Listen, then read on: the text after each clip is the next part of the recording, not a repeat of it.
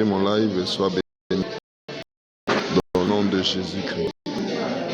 Je continue l'enseignement sur l'hippopotame que j'avais commencé depuis avant-hier et que j'avais promis faire une suite. Donc nous enseignons sur l'hippopotame pour apporter une connaissance aux enfants de Dieu. Je suis dans Job, le chapitre 40, d'où nous tirons notre information. C'est dans Job, le chapitre 40, à partir du verset 15. Je lis, on dit, voici l'animal par excellence. Dans d'autres versions, on dit, voici l'hippopotame.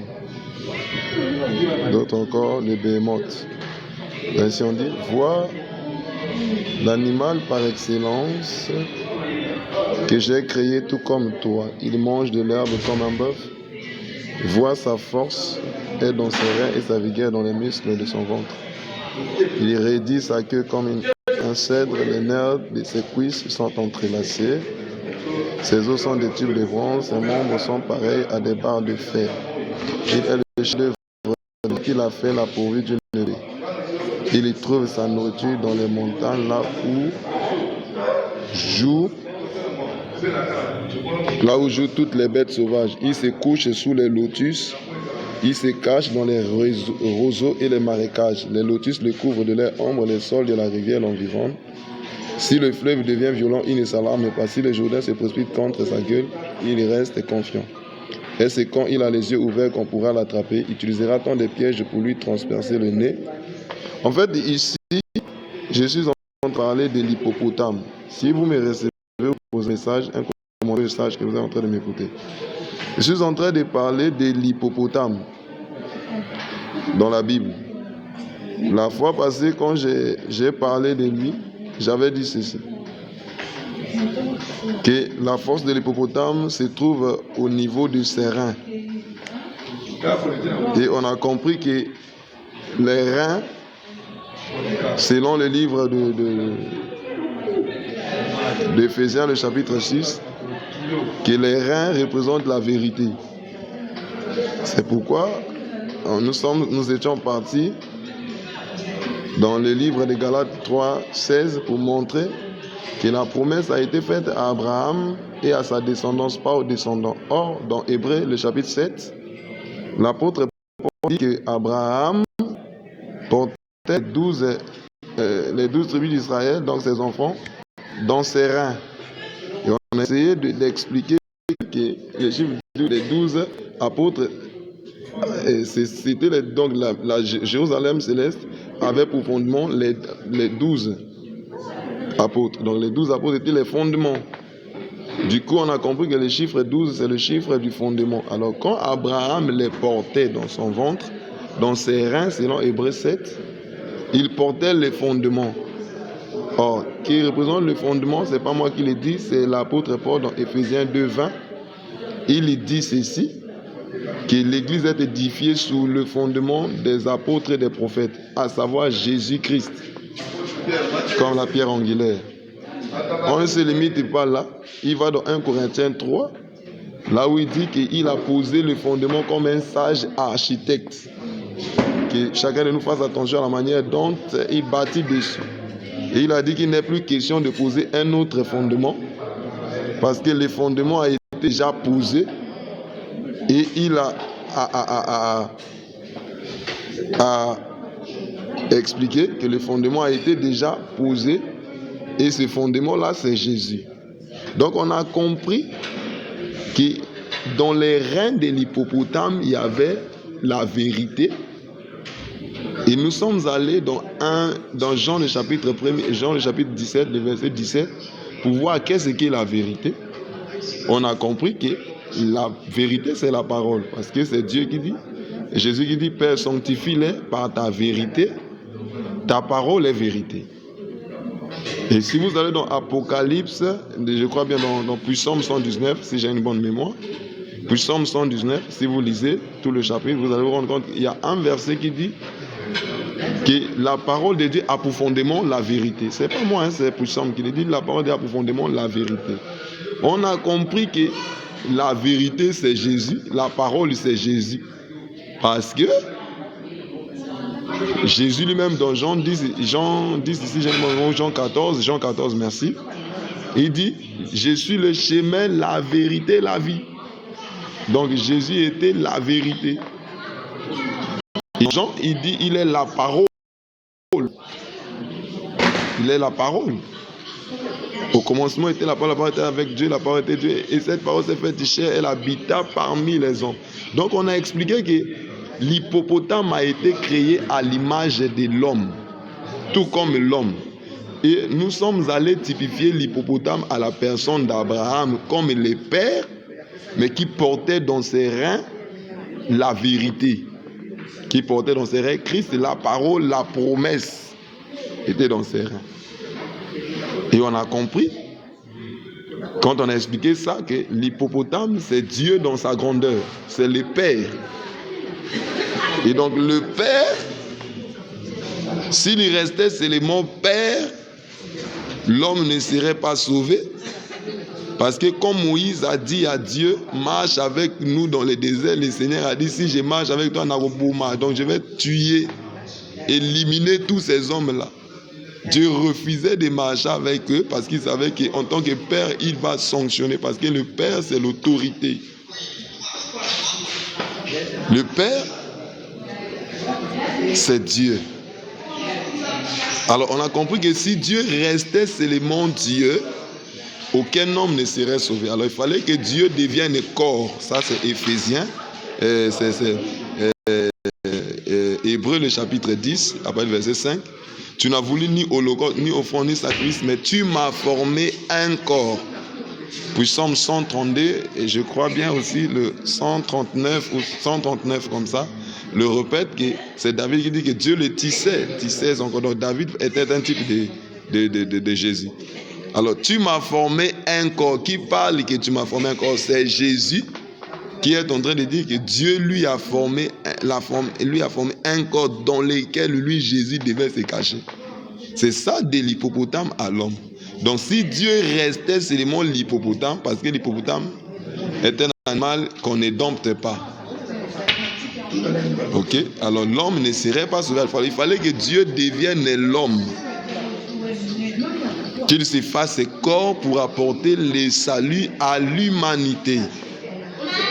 J'ai dit, si vous êtes en train de m'écouter, je vous en prie, déposez un commentaire pour que je comprenne que vous êtes là. Ok? Alors, deuxième point, on a dit que l'hippopotame, quand il veut manger, il mange de l'herbe comme du bœuf. C'est-à-dire que si vous observez l'hippopotame quand il est en train de manger au loin, vous vous rendrez compte qu'il mange comme le bœuf. Alors, pourquoi Dieu va dire à Job que l'hippopotame mange comme le bœuf?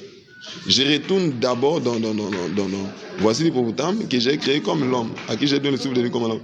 Dieu était dans la grandeur, Philippiens 2, vous pouvez le lire. Il s'est dépouillé de son autorité céleste. Il est devenu semblable à un homme, aux êtres humains. Ok? Maintenant ici, il mange de l'herbe comme du bœuf. C'est-à-dire que manger de l'herbe comme du bœuf ici, c'est que Dieu est en train d'expliquer que l'hippopotame, s'il veut manger, il prend la peau du bœuf. Il devient le bœuf.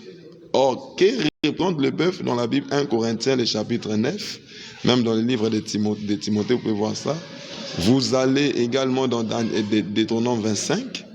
L'apôtre Paul explique ça, qu'on ne foule pas les grains quand on ne misèle pas le bœuf quand il foule les grains. C'est-à-dire que quand le bœuf travaille, on ne l'empêche pas de manger. Et manger de l'herbe, on a expliqué de l'herbe selon 1 Pierre, le chapitre 1er, le verset 20, et Jacques 1er, le verset 10. Nous sommes allés encore plus loin. Isaïe 40. Vous pouvez voir ça. Donc, Psaume 103, le verset 5. Que l'herbe dont parle la Bible ici, dans le langage prophétique, ne représente pas de l'herbe comme ça. Mais ces êtres humains. passage-là disent que tout être humain est comme de l'herbe et toute chair comme de la fleur. Ok? Du coup, le bœuf mange de l'herbe. Jésus, le bœuf, il doit manger de l'herbe. L'herbe, on a dit ici que ça représente l'être humain. Mais manger représente quoi? Les manger dont je parle ici, ce n'est pas les manger des mains à la bouche, mais c'est les manger qui est expliqué dans Proverbe, ou encore les manger qui est expliqué dans Jean le chapitre 4. Quand il a eu faim, il a envoyé des disciples pour aller chercher, ils sont allés chercher. Alors quand les disciples sont partis, lui il doit causer maintenant avec la femme. Ça c'est en l'absence d'Israël, Dieu traite avec les nations. Parce que cette femme était samaritaine. Qu'est-ce que Jésus va lui dire? Quand les disciples sont de retour, après qu'il a prêché à la femme, il s'est révélé en tant que Messie aux nations, à la femme. Les disciples ils reviennent. Et quand les disciples sont revenus, ils vont faire un débat. Et les débats avec les disciples, c'était que la nourriture, elle la mange. Lui, il a dit, ma nourriture, j'ai une nourriture à manger que vous ne connaissez pas. On a dit, quelle est cette nourriture? Il dit, ma nourriture, c'est de faire la volonté de celui qui m'a envoyé, la volonté du Père. Donc, le manger ici, ce n'est pas les manger des mains à bouche, mais c'est les manger de faire la volonté, de prêcher la parole. Souvenez-vous de Pierre. Dans acte 9 ou acte 10, si j'ai une bonne mémoire, quand Corneille envoie des gens l'appeler, il a reçu une vision où l'esprit lui disait, lève-toi, tu es mange. Il a refusé parce que rien de souillé n'était entré dans sa bouche. Dans sa bouche. Alors après cette vision, Pierre va se retrouver Corneille. Et il va prêcher la parole. En prêchant la parole, il va expliquer ça. Que Dieu ne fait point exception des personnes. Donc, les manger dans la vision de Pierre, ce n'était pas les manger des mains à la bouche, mais c'était de prêcher la parole de Dieu. Donc, on dit ici que le bœuf, c'est le ministère. L'hippopotame comme est Dieu. S'il restait seulement Dieu, le ministère n'allait pas se faire. Donc, l'homme n'allait pas être sauvé. Alors il fallait que Dieu vienne comme le bœuf, donc exercer le ministère, prêcher à l'homme pour que l'homme soit sauvé. C'est à partir de ce moment-là que si vous lisez le parcours de Jésus, vous allez vous rendre compte qu'on emmène à Jésus des gens et quand ils sont arrivés, et qu'est-ce qui s'est passé? C'est que Jésus va dire aux disciples de faire asseoir le peuple, alléluia, sur des lèvres vertes et en ordre. Et quand le peuple est assis sur de l'herbe verte, c'est à ce moment-là que Jésus les prêche, les enseigne. Lui étant le bœuf, il les enseigne et à la fin, il les donne la nourriture. On a compris ça. Donc Dieu, il fallait qu'il devienne serviteur. C'est ça Philippiens le chapitre 2. Qu'il devait se dépouiller de son autorité, devenir bœuf, serviteur, animal qu'on peut dompter, pour prêcher la parole à l'homme afin que l'homme soit sauvé. Alors, nous avons pour dire que l'homme qui est sauvé, acte 17, les traite de l'homme de la même race, l'homme qui est à la race de Dieu. Acte 17. Alors, et 1 Jean 4, 17 aussi, dit tel qu'il est, c'est tel que nous sommes. Ça veut dire quoi? Que si l'homme est sauvé et que cet homme-là est à la race de Dieu, c'est que la vie de l'homme, c'est la vie des sauvés. Ok? Et de marcher dans la vérité. Et l'homme doit avoir sa force dans la vérité. Quand Satan est venu tenter le Seigneur, souvenez-vous, et la Bible dit, le Seigneur dit qu'il n'a rien de lui en moi. Ok? Je vais encore plus loin. L'homme est sauvé. Il doit vivre dans la vérité, marcher tout comme Christ a marché dans ces mondes. Vivre comme Jésus a vécu dans ces mondes. C'est ce qui fera de nous des vrais hippopotames. C'est ce qui fera de nous des vrais enfants de Dieu. Avoir notre appui dans la vérité. La Bible dit que nous n'avons pas de puissance ou de pouvoir contre la vérité. Nous en avons que pour la vérité. Donc la vie d'un chrétien, c'est la vie de vérité. Curieusement ou malheureusement, dans les églises aujourd'hui, ça fait pitié parce que nous avons que du mensonge, de la fausseté. Et l'église acclame cela. Quand vous faites un live comme ça, pour enseigner aux gens à porter la vérité, on minimise ça. On néglige, alors qu'on dit des choses qui peuvent instruire, qui peuvent sauver, qui peuvent apporter la vie. C'est Salomon qui enseigne dans Proverbe 6. Il dit, mon fils, ne néglige pas l'enseignement. Ça te gardera dans ta couche pendant que tu vas dormir. Ça te préservera dans ta marche quand tu vas marcher. Mes amis, vous me saisissez? Je vous prie, si vous avez la possibilité de déposer un commentaire, déposez. Alléluia. Maintenant, aujourd'hui, je voudrais qu'on prenne un verset, le verset 21, qui dit il se couche sous les lotus, l'hippopotame se couche sous les lotus, dans Job 40. Job 40, 21, l'hippopotame se couche sous les lotus, il se cache dans les roseaux et les marécages. Les lotus le couvrent de leur ombre, les sols de la rivière ou l'environ, ou du torrent l'environ. Si les fleuves deviennent violents, il ne s'alarme pas. Si le Jourdain se précipite contre sa gueule, il reste confiant. Et c'est quand il a les yeux ouverts qu'on pourra l'attraper. Il utilisera-t-on des pièges pour lui transpercer le nez? Alors, qu'est-ce que je vais parler ici?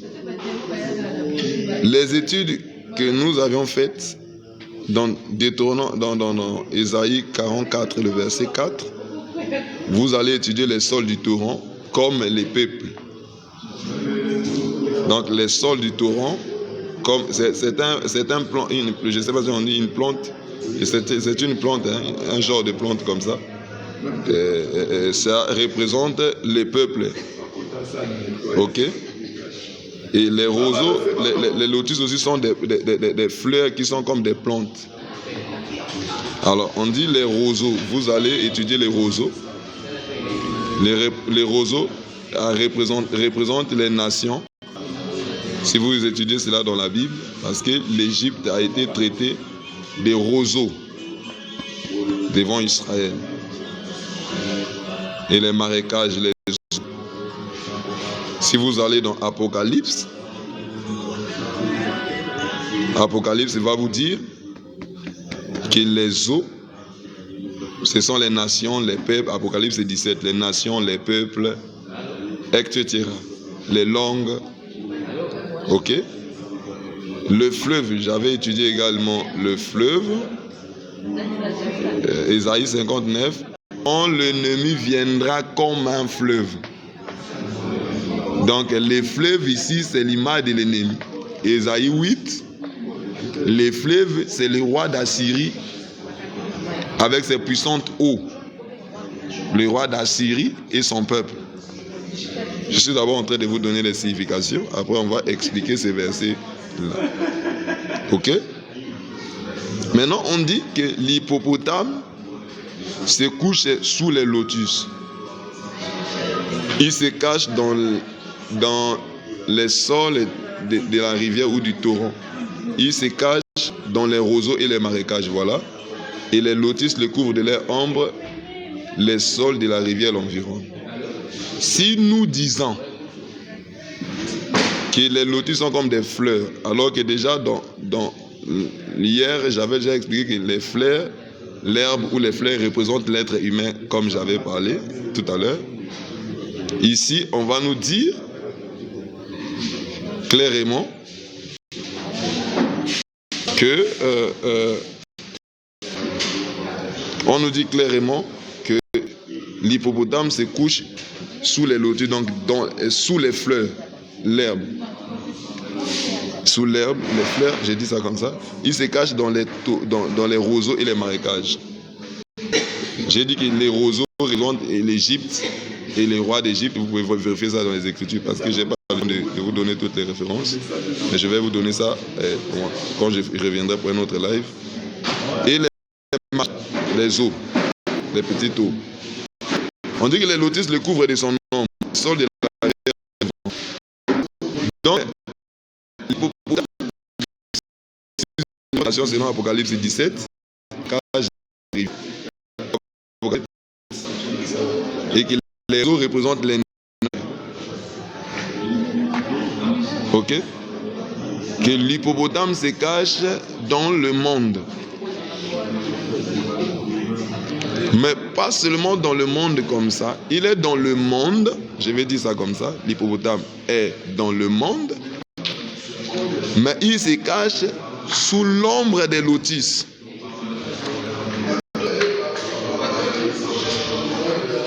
Les lotus le couvrent de son ombre et les sols des rivières l'environnent.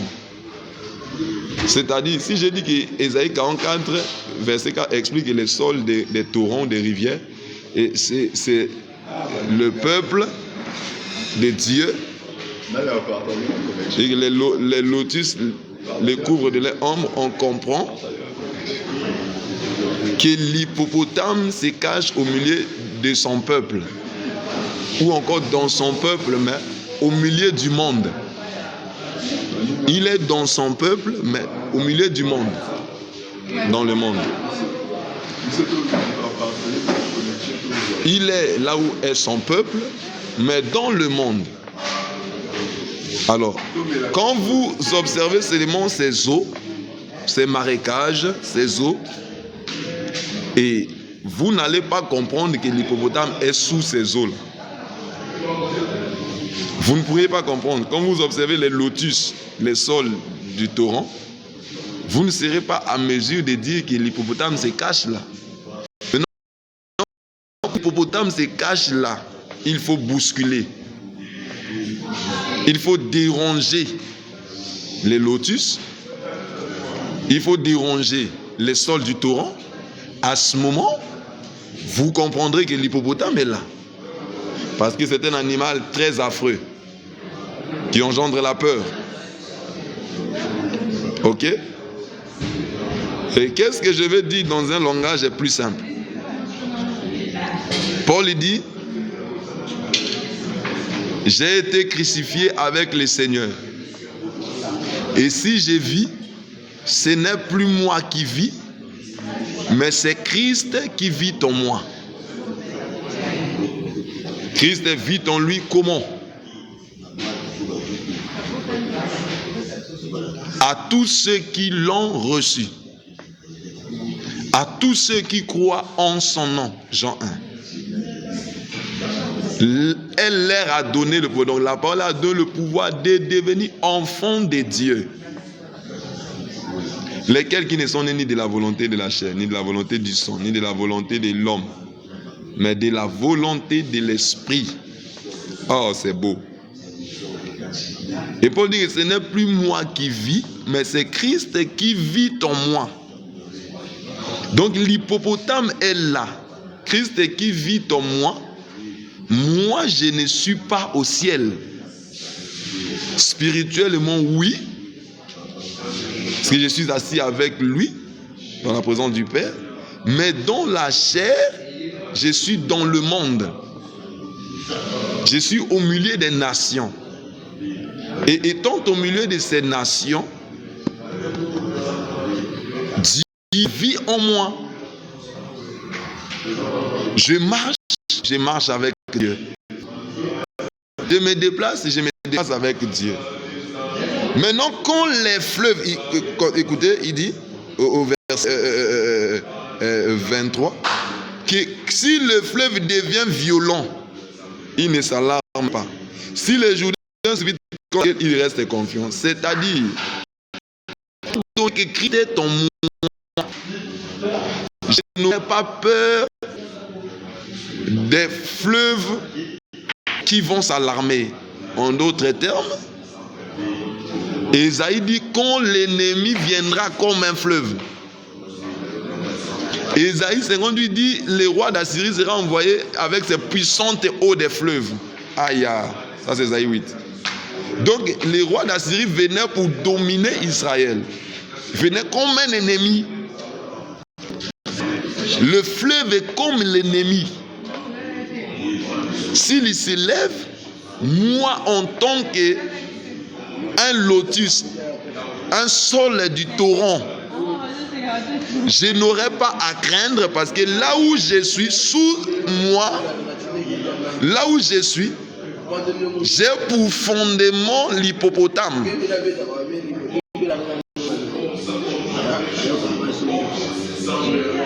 J'ai pour fondement l'hippopotame.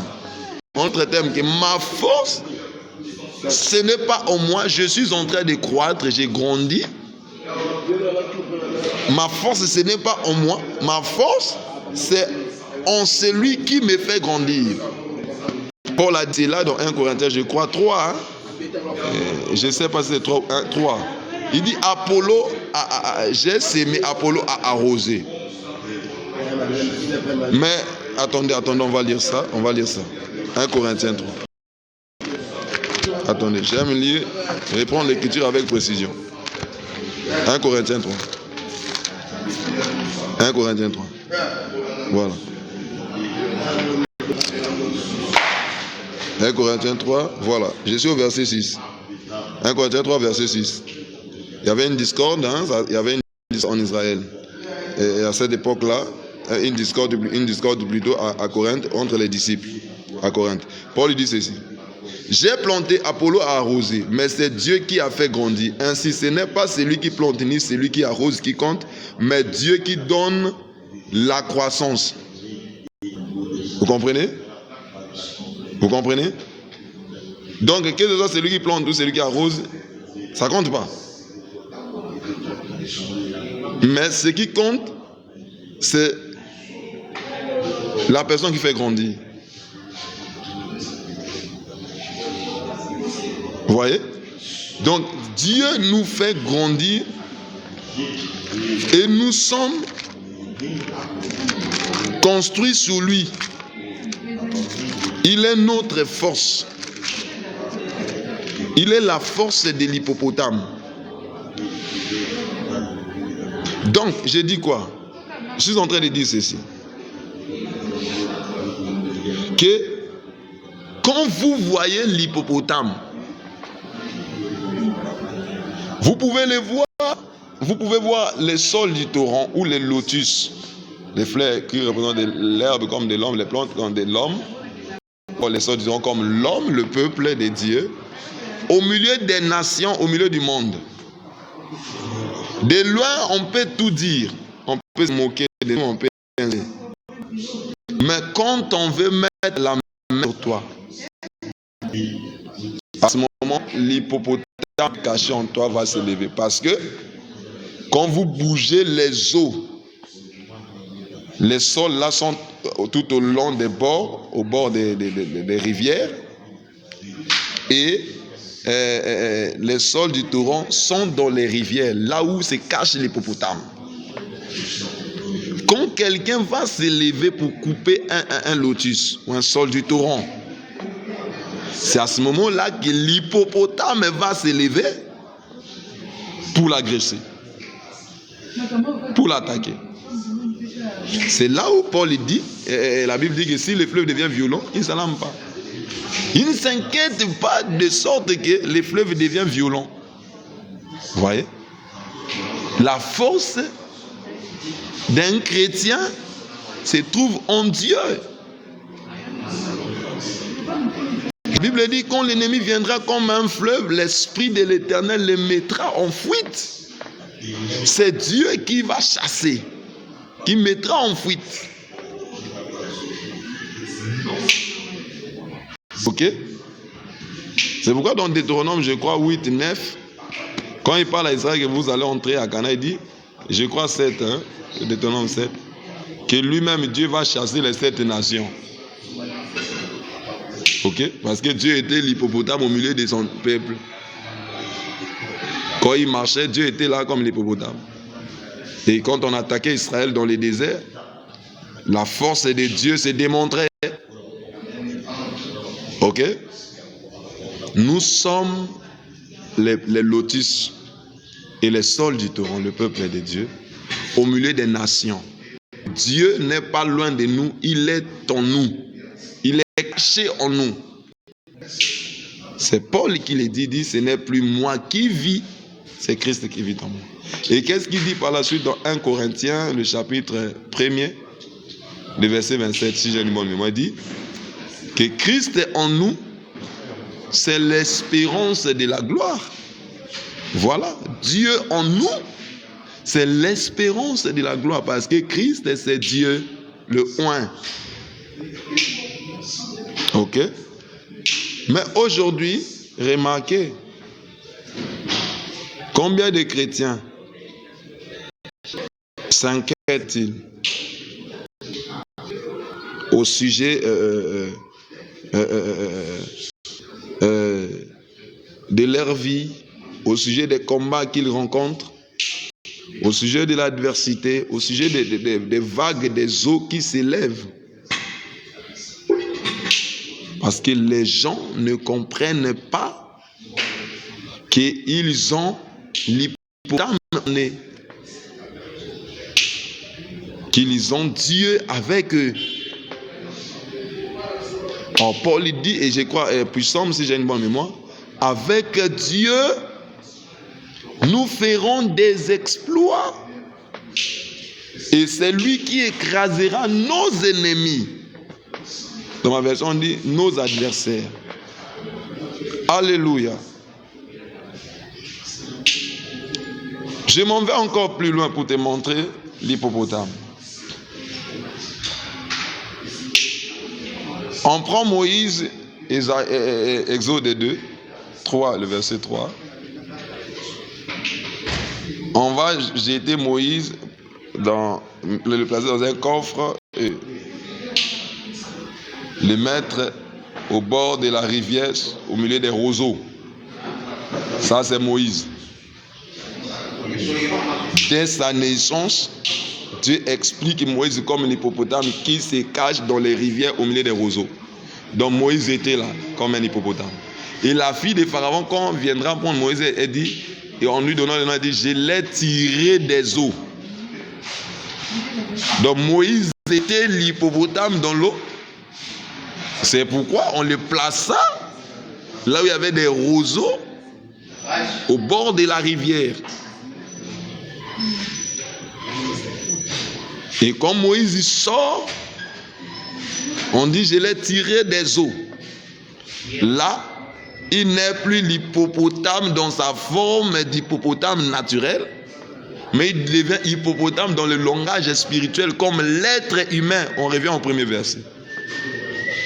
C'est pourquoi quand Dieu l'appelle pour aller délivrer, déjà Moïse ne pouvait pas supporter qu'un de ses frères soit agressé. Voilà pourquoi Moïse intervenait à chaque fois qu'un juif était agressé. C'était la nature qui était en lui. Quand Dieu va l'appeler dans le désert, je crois Exode 3, jusqu'à Exode 7, qu'est-ce que Dieu va faire? Va dire à Moïse. Dieu était clair en disant à Moïse que je suis descendu pour délivrer mon peuple. Je t'ai fait Dieu de Pharaon et Aaron ton prophète. J'ai lu le texte biblique. Ce Dieu-là n'est pas écrit avec un petit D, c'est avec un grand D. Donc Moïse était Dieu incarné, c'est pourquoi il est le type de Christ. Ok? Et il est considéré comme le prophète majeur qui est venu avec un message. Pas comme on nous ment aujourd'hui qu'il y a un prophète qui était venu avec un... Il n'y en a que deux. Il y a Christ et Moïse. Il y a Moïse et Christ. Moïse a dit que Dieu vous suscitera un prophète après moi. Vous l'écouterez. Et quand Jésus est venu, il n'a plus parlé d'un autre prophète qui devait venir. Il a dit le Saint-Esprit. Le Saint-Esprit, c'est lui-même.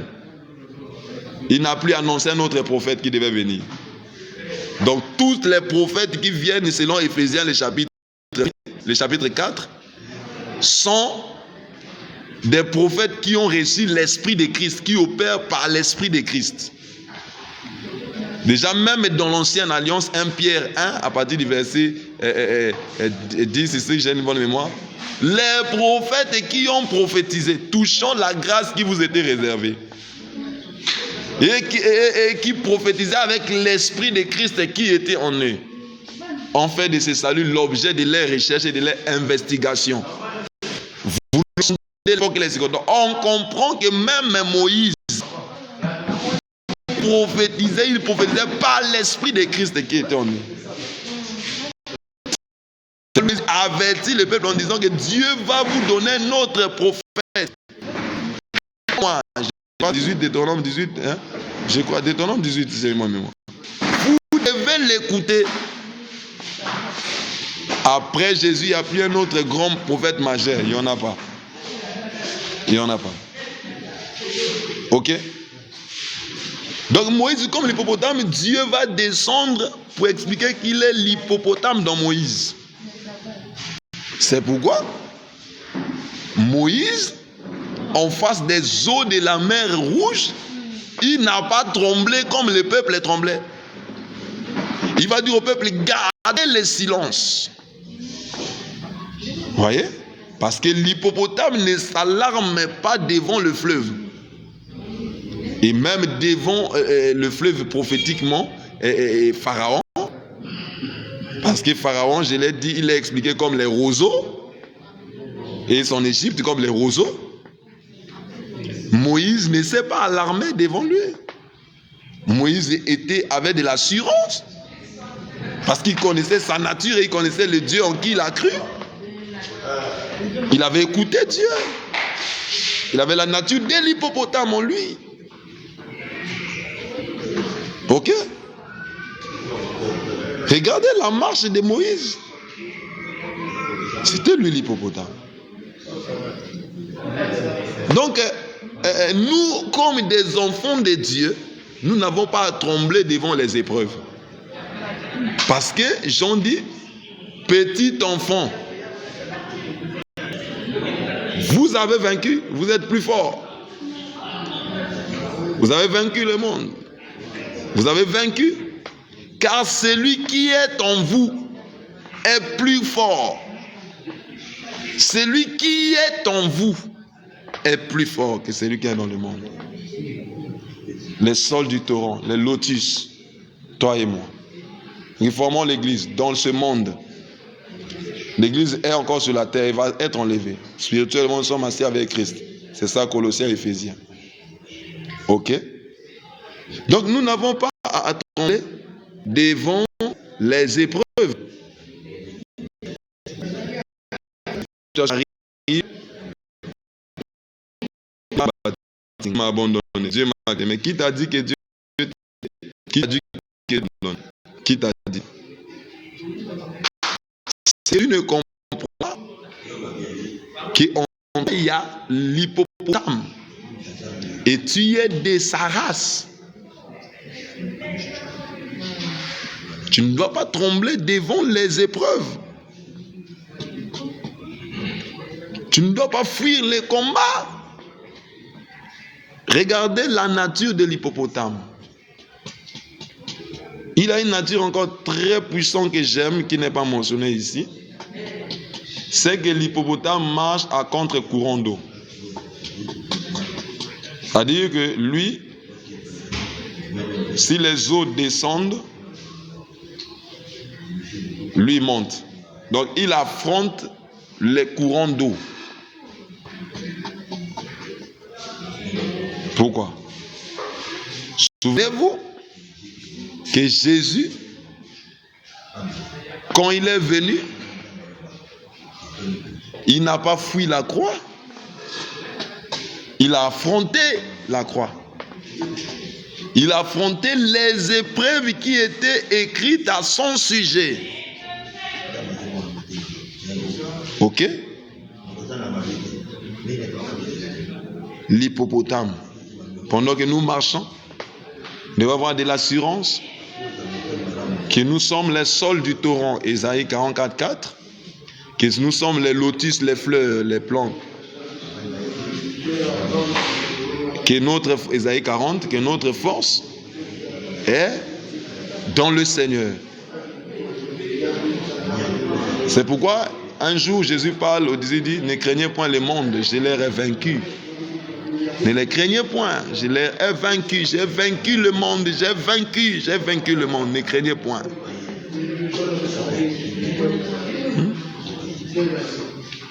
Comment est-ce que nous avons des hippopotames aujourd'hui, mais qui tremblent devant les combats, qui fuient les combats,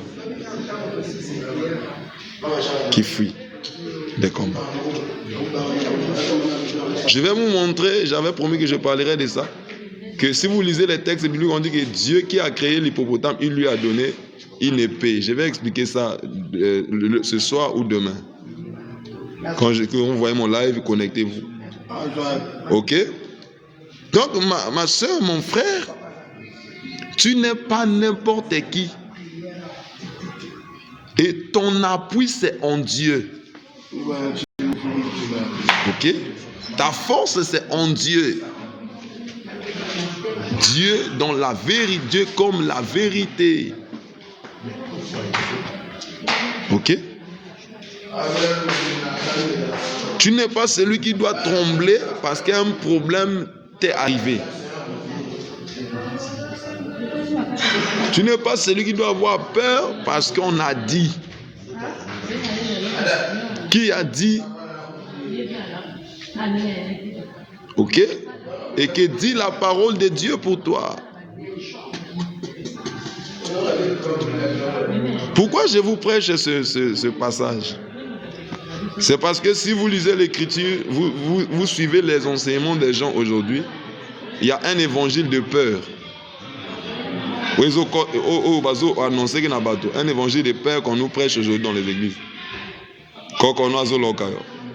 Ta grand-mère t'ensorcelle, ta maman t'envoûte, ta maman te bloque, les démons sont derrière toi pour te tuer, etc.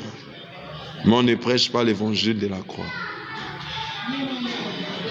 On n'enseigne pas aux gens la croix. On ne présente pas Christ aux gens. Alors quelqu'un, on a formaté sa tête. On a bourré sa tête des notions, des démons, sorcellerie, envoûtement. Il ne va penser qu'à ça. J'avais dit un jour dans l'église où je prêchais que quand vous abordez une femme, vous accostez une femme, vous draguez une femme, si vous lui dites que vous avez beaucoup d'argent, ses yeux vont se fixer sur ça. Son cœur va s'attacher à vous pour ça, pour l'argent. Mais si vous lui dites ce que vous êtes et non ce que vous avez, elle va vous aimer pour ce que vous êtes et non pour ce que vous avez. Donc, quand vous présentez à la femme de Jésus les dévoutements, les liens, les réclamations, la pensée de l'église est limitée. Or, l'apôtre dit, quand il est arrivé chez les Corinthiens, il dit, je n'ai voulu comprendre autre chose si ce n'est Jésus-Christ et Jésus-Christ est crucifié. Il dit même, je crois dans 1 Corinthiens 6, si je ne me trompe pas, ou 4 comme ça, il dit, que 2 ou 4, il dit, et quand il prêchait, il ne falsifiait pas la parole comme les prétendus apôtres ou serviteurs. Il falsifie la parole. Et ce travail-là, c'est le travail que fait le diable. Le diable vient toujours pour falsifier, pour changer, vouloir renverser la parole. Galates 1, 6 à 8. Paul écrit au peuple des Galates, si quelqu'un venait vous annoncer un autre évangile, que ce que nous vous avons prêché, qu'il soit anathème, voué à la malédiction. Ok? Il dit, je l'avais dit, je le répète. Mais regardez le peuple que nous avons aujourd'hui. Quand on crie, tu vas te marier, les gens sont contents. Tu vas voyager, les gens sont contents. Va dire à un Américain, à un Français, que Dieu me dit de prophétiser sur toi que tu iras vivre au Congo, en Afrique. Tu vas aller vivre à l'est, là où les gens se battent là-bas. Tu vas aller vivre à Mangengengue. Tu vas aller vivre aux montagnes de Biaenda, à Brazzaville. Si c'est français là ou c'est américain là va accepter. Tout cela pourquoi? Parce que on nous a, je dirais comme on a formaté notre tête par des fausses prophéties, des prophéties d'espoir. Ok? Alors que l'homme doit chercher premièrement le royaume des cieux et sa justice. Et le tout lui sera donné par-dessus. C'est ça l'ordre que Christ a laissé à l'église. Allez par tout le monde, faites de tout le monde mes disciples. Qui est un disciple? C'est celui qui a le disciple-là. Celui qui est assis au pied d'un maître et apprend. Faites de tout le monde mes disciples. Enseignez-les ce que je vous ai prescrit. Baptisons-les au nom du Père, du Fils et du Saint-Esprit. C'est-à-dire au nom de Jésus. Ok? Mes chers frères et sœurs en Christ, je vois beaucoup de gens connectés. Dieu vous convainc que Dieu est en train de toucher vos cœurs. Je veux juste te faire comprendre que tu ne dois pas trembler devant les fleuves. Souvenez-vous dans Apocalypse 12, quand la bête poursuit la femme et que Dieu a donné des grandes ailes à la femme de s'envoler pour aller se cacher dans les déserts. Qu'est-ce que la bête avait libéré dans sa bouche? On a dit qu'il avait libéré, alléluia, de l'eau comme un fleuve. Des eaux comme un fleuve. J'ai dit le fleuve c'est l'ennemi. Le fleuve c'est ça, le faux évangile. Le faux message. Mais gloire soit rendue à Dieu parce que le Seigneur a fait grâce, a permis que la terre puisse secourir la femme en avalant ces eaux-là. Ma soeur, mon frère, tu n'as pas à trembler devant ces choses. Le monde aujourd'hui est en train de vivre un phénomène. Le diable élève des faux serviteurs dans le but d'égarer les peuples. C'est pourquoi Jésus n'est plus prêché dans les églises. C'est pourquoi Jésus n'est plus enseigné dans les églises. Pourquoi? Parce que Satan est en train d'avancer dans son œuvre. Mais ce que j'aime, c'est Dieu, chez Dieu. C'est que Paul dit, je crois à Timothée, dit néanmoins les solides fondations de Dieu demeurent encore. C'est que Dieu a encore sur cette terre des gens qui l'aiment. Et que lui, Dieu aime. Je suis venu par ce bref live te tenir simplement informé que tu as les lotus du torrent. Tu as les lotus, les sols du torrent. Et toi, tu caches Christ par ton ombre. Jésus se cache en toi. Dieu se cache en toi. Tu n'as pas à t'alarmer pour les nations qui t'environnent, pour les puissances qui t'environnent. Je vais terminer par un passage biblique, Psaume 118. Si tu déposes un compte, ça ira du bien. Ça sera pour de Dieu. Psaume 118. C'est David qui le dit. Qu'est-ce que David dit? Psaume 118 dit, louez l'Éternel car il est bon. Oui, sa bonté dure éternellement. Qu'Israël le dise, oui, sa bonté dure éternellement. Que la famille d'Aaron le dise, oui, sa bonté dure éternellement. Que ceux qui craignent l'Éternel le disent, oui, sa bonté dure éternellement. Écoutez, du fond de la détresse, j'ai fait appel à l'Éternel. L'Éternel m'a répondu, il m'a délivré. L'Éternel est pour moi. Je n'ai peur de rien que peuvent me faire des hommes. Que Dieu te bénisse, c'est toi qui reçois ce message. L'Éternel est pour moi, je n'ai peur de rien que peuvent me faire des hommes. C'est ça ce que Paul dit dans Romains. Si Christ est pour nous, qui sera contre nous? Qui condamnera les élus de Dieu? Qui les accusera? C'est Dieu qui justifie. Il dit, l'Éternel est pour moi, je n'ai peur de rien que peuvent me faire des hommes.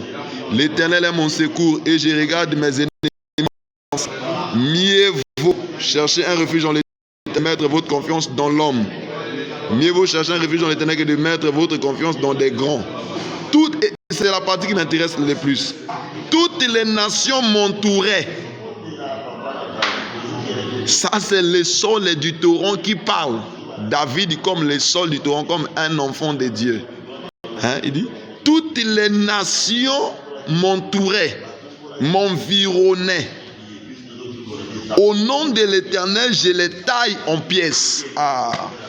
On va voir l'épée qui a été donnée à l'hippopotame, on verra ça demain. Ou ce soir, si j'ai le temps ce soir à 22h. Il dit, toutes les nations m'entouraient, au nom de l'Éternel, je les taille en pièces. Elles m'entouraient, m'encerclaient. Au nom de l'Éternel, je les taille en pièces. En ce temps-là, le nom de l'Éternel n'avait pas encore été révélé. Parce que Jean, le chapitre 17, Jésus, je leur ai montré ton nom. Le nom qui nous a été montré, c'est le nom de Jésus. C'est pourquoi Pierre, dans le livre des Actes, il n'y a aucun autre nom. Il n'y a pas un autre nom par lequel nous pouvons avoir lui. Ce n'est le nom de Jésus. C'est le nom de Jésus qu'on le salue. Donc le nom de Jésus, c'est le nom de Dieu. Ici, comme l'Éternel ne s'était pas encore révélé par son nom, comme il pouvait parler à Moïse, je suis, dis-le que je suis. Vous voyez? Comme pouvait chez Abraham, El Shaddai. Vous voyez? Maintenant ici on dit, et toutes les nations m'entouraient au nom de l'Éternel, je les taille en pièces. Elles m'entouraient, m'encerclaient, m'environnaient. Au nom de l'Éternel, je les taille en pièces. Elles m'entouraient comme des abeilles. Aïe, aïe.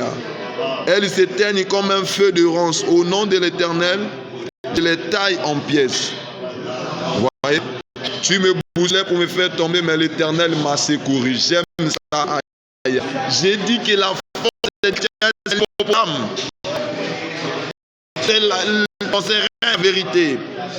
Dieu est la vérité. Jésus est la vérité. Jésus est dans le chrétien. Le chrétien, sa vie se base sur Christ. Alors quand les fleuves viennent bousculer, ici David, tu me bousculais pour me faire tomber, viens te bousculer pour te faire tomber. Un faux évangile vient. L'ennemi s'élève pour te faire tomber. On dit, mais l'ennemi m'a secouru. Donc Dieu devient Ebenezer pour toi. Juste si tu m'as secouru, l'Éternel s'élève pour toi comme l'hippopotame. Quand vous agressez les lotus, à ce moment-là, l'hippopotame sort pour vous attaquer, pour défendre les lotus, parce que les lotus le couvrent de son ombre, le cachent. Aujourd'hui, Dieu se cache dans l'être humain, dans les hommes que nous sommes. Parce que la Bible dit que ne savez-vous pas que votre corps est simple? Nous sommes le tabernacle de Dieu. Et si quelqu'un te bouscule pour te faire tomber, l'Éternel le frappera. Ok? C'est ça qu'il dit à Israël, gardez le silence et moi-même l'Éternel, je combattrai pour vous. À moi la vengeance, à moi la rétribution. Je continue au verset 14, j'aimerais dire, l'Éternel est ma force et le sujet de mes louanges. C'est lui qui m'a sauvé. Ah, non, je dois m'arrêter là. Aïe, aïe, aïe, aïe, aïe. L'Éternel est ma force et le sujet de mes louanges. C'est lui qui m'a sauvé. Des cris de triomphe et de délivrance s'élèvent dans les tentes des justes. La main droite de l'Éternel agit avec puissance. La main droite de l'Éternel est élevée. La main droite de l'Éternel agit avec puissance. Vous voyez? Je pouvais descendre en bas là où il dit, je ne mourrai pas, je vivrai, je raconterai ce que l'Éternel a fait. Que tu ne meurs pas au nom de Jésus. Que tu racontes ce que l'Éternel fera dans ta vie. J'ai dit que tu ne meurs pas au nom de Jésus, mais que tu racontes ce que le Seigneur fera dans ta vie. Cette année même ne finira pas. Dieu va s'élever pour combattre tous ceux qui te bousculent pour te faire tomber. Dieu va frapper ceux qui te menacent nuit et jour, qui dérangent ta santé, qui combattent ton foyer, ta stabilité, ton travail. L'hippopotame va s'élever. L'hippopotame va s'élever, il ne va pas les lâcher, il ne va pas les lâcher jusqu'à ce qu'il tombe. Comme il a dit, il fera de tes ennemis ton marchepied. Ma soeur, mon frère, je te porte beaucoup à cœur. J'avais décidé de faire des lives pour édifier le peuple de Dieu. Je ne maîtrise pas trop petit au TikTok comment est-ce que ça fonctionne. Tu peux m'écrire comment je peux faire pour que les gens commentent, comment je peux faire pour que les gens interviennent par des questions. Parce que je vais bien répondre à des questions selon la doctrine. Laisse que, après de cet enseignement, que tu comprennes que tu es de la race de Dieu et qu'en toi habite le Christ. Tu ne dois pas trembler devant les épreuves. Confie-toi à l'Éternel et laisse que l'Éternel puisse combattre à ta place. Demeure dans la présence de Dieu dans la prière. Au nom de Jésus, je bénis Dieu pour ça. Retiens que tu es le corps dans lequel Dieu se cache. Nul ne peut te faire tomber aussi longtemps que Dieu est encore avec toi. Ne tremble pas devant ses eaux. Ne tremble pas. Il a dit, ne tremble pas afin que je ne te fasse pas trembler. Que cette journée te soit agréable. Que tu sois à Kinshasa, que tu sois à Brazzaville, que tu sois en Côte d'Ivoire, au Burkina Faso, en Afrique centrale, en Afrique, partout, en Europe, en Asie. Que Dieu te visite. Que la main puissante de Dieu te localise là où tu es. C'est votre humble frère, le frère Pierre, apôtre de Jésus-Christ, prophète de l'Éternel. Servons l'Éternel à l'arbre de vie, à l'église arbre de vie. Que Dieu te bénisse infiniment et abondamment. Merci. Je vous donne rendez-vous pour demain, pour ce soir à 22h, ou pour demain à cette même heure, 9h, au nom de Jésus-Christ. Merci mes frères et sœurs. Que Dieu vous bénisse. Amen.